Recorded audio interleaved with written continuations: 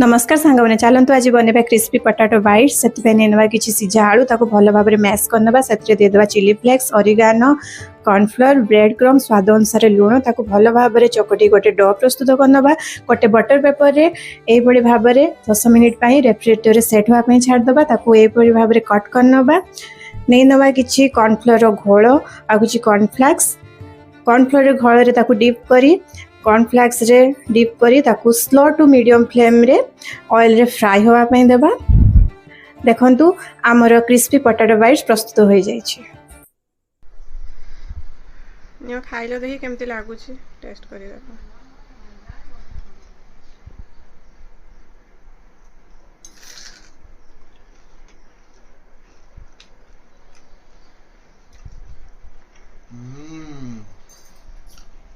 crispy अछि सूपरा